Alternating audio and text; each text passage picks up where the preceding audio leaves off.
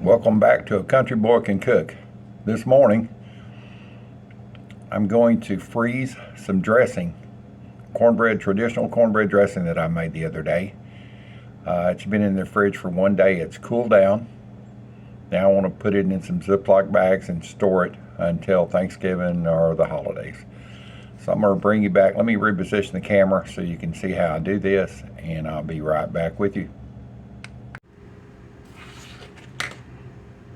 Alright, I've got my cornbread dressing here. It's been in the refrigerator for 2 days, actually 24 hours. So the other day when I was testing, you can see where I tested the taste test, make sure the quality was good. And I went ahead and separated this out into two sections. Today I'm going to separate this out one more time lengthwise because this is thick. And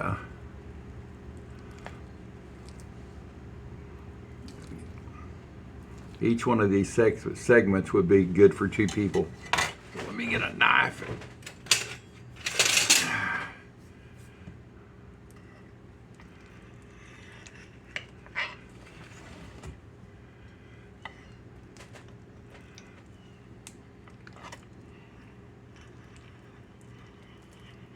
And I do not, if you've seen my other videos where I freeze stuff, I had a tutorial on that. I don't have a seal and mealer or freezer type storage bag system. Well, I do, but it's not an electric one. I'll show you what I'm doing here. And I'm going to square up the end here on this one. And I'm going to square up the end, and the reason so, and it makes it look pretty if it's already in squares. The other reason I'm going to have that for lunch. So, just keeping it real, folks. Just keeping it real.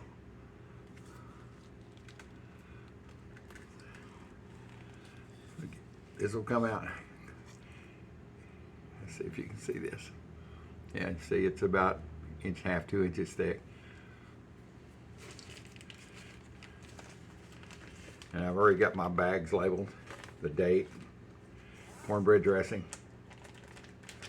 I'm going to put 2 of these per Ziploc bag. And I'll separate them when I put them in the fridge. The reason so, that way if we want just one of those thawed out, we can. Saves the space and saves the freezer bag space. Yeah, I mean the freezer space. God, it smells good. I actually like cold dressing. I like cold dressing. Put on 2 pieces of white bread, light bread, whatever you want to call it, and with mayo. It's a sandwich. Oh man, that's a good memory about the holidays. Making dressing sandwiches. So I made my dressing early this year. I'm slow, and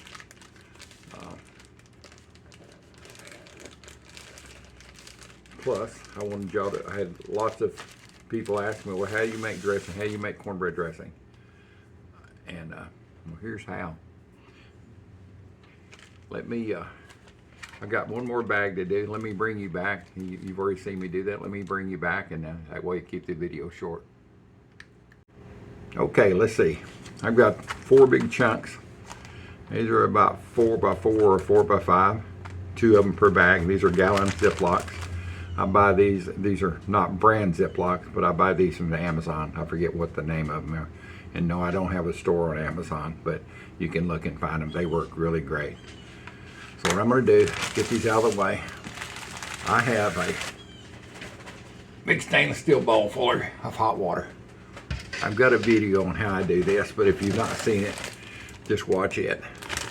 So I've got it zipped across. I'm going to open it up just a little. Just enough to let the air out. And this is hot water. Let me open it up a little bit more here. The reason for the hot water, you can do it with cold water, but the hot water, you can see I'm putting it under, bringing it right to the edge here. of where the water would get in. And I'm gonna zip it up. And as you see, when I bring it out, it looks like it's been vacuum packed. Easy peasy. Anyway, the warm water helps soften the bag just a little bit. And it really does. It doesn't vacuum out the air, it pushes out all the air, the pressure, the water pressure. And it's got just a little air pocket right here.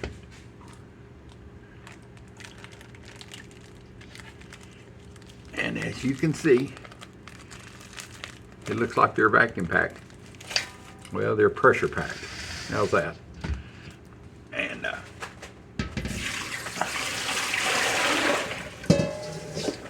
so that's how you can do this with vegetables, anything you want to freeze, and not have an expensive machine to have to bag them in or vacuum pack them in. Works great for chicken. Even if you're doing this on an electric sealer, it needs to be frozen before you put it in there, or it'll just mash it all down because I used to have one. It'll mash it down when you vacuum it. This way it doesn't. And I'm going to freeze these, and they're separated out just a little bit, so I will bring these out when I want them. One of these will be 2 servings. So open it up, put all the chunk, and get what I need and put it all back. So enjoy my recipes. I'm just an old dude cooking. I'm gonna have some. What am I doing this weekend? This is Thursday. I am going to do some sweet potato pies and pumpkin pies for the holidays. Also some deviled eggs, and one day next week, late in the week, I'm gonna do catfish stuffed fillets, and they're gonna be stuffed with crawfish and shrimp stuffing. So be looking forward to that if you like that type of food. So I will catch you back after a while. Have a great weekend. Well, I thought I'd show you. I said something about leftover dressing. You can see what it looks like after it's been reheated. It's perfect. The only thing I'm going to do to it is add a little Paul Bourdain's Magic. It's seafood magic. And it got kind of low in the bottle, so come on. I put some cayenne pepper in it. Matter of fact, when I do the stuffed catfish, this is basically the same dressing I will use. It's same everything, except it'll have shrimp and stuff in it, and crawfish tails. And I'll make it so it's kind of moldable and not real runny, and mold it and put it on the back of the catfish fillets. So anyway, I just thought I'd show you my lunch. The rest of the story, as Paul Harvey would say.